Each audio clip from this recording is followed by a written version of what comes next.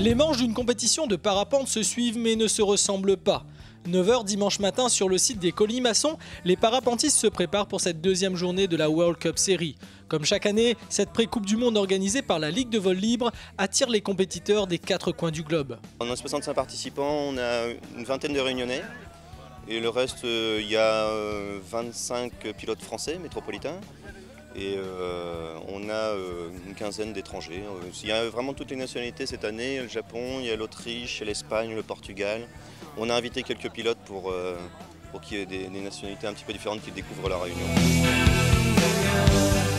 À quelques minutes du coup d'envoi, les participants s'activent, les voiles sont déployées, les fils démêlés en attendant les consignes du jour. En parapente, le parcours se décide à la dernière minute. C'est selon les conditions météo, selon le vent qui arrive, etc. Il y a beaucoup de paramètres qui rentrent en jeu, donc on ne peut pas décider d'une manche la veille. Même quelquefois, le site de décollage n'est décidé que le matin. Donc ça, c'est un petit peu embêtant, mais c'est comme ça, on ne peut pas faire autrement. 10 h, François Laurie, le directeur d'épreuve, annonce la couleur. Au menu aujourd'hui, une race to goal, une course de vitesse balisée où il faut arriver le premier. Les participants écoutent attentivement les explications. Parmi eux, on retrouve Lucas Bernardin et la japonaise Seiko Naville. Les vainqueurs de la première journée, grands favoris de cette compétition.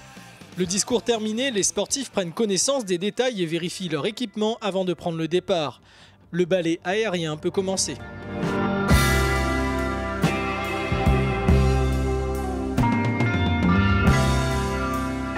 Un spectacle de courte durée, le coup d'envoi est à peine donné et voilà que la pluie vient jouer les troubles faits. C'est ça, les sports de plein air. Il y a un gros grain là qui est sur Saint-Leu.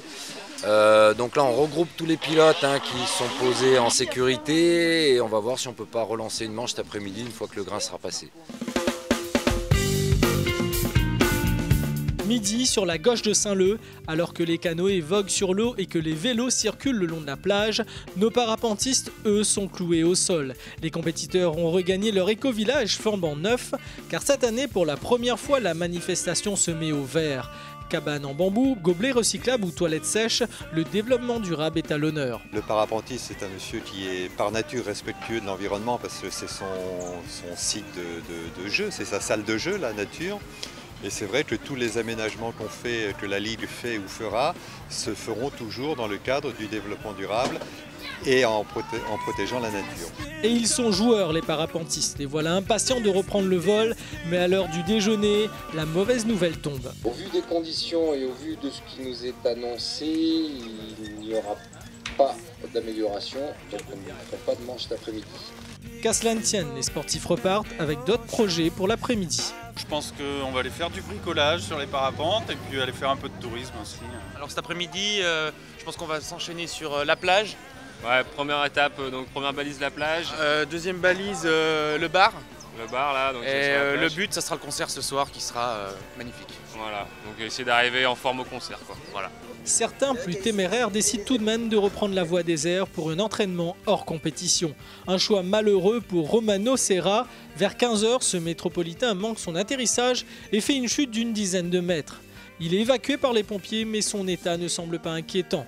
Rester humble en montagne semble essentiel. Un détail pour les spectateurs qui profitent des figures acrobatiques de certains passionnés.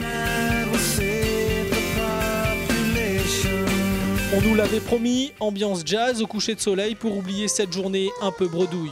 Demain, si les conditions le permettent, ce sont les parapentistes qui devraient jouer des cordes.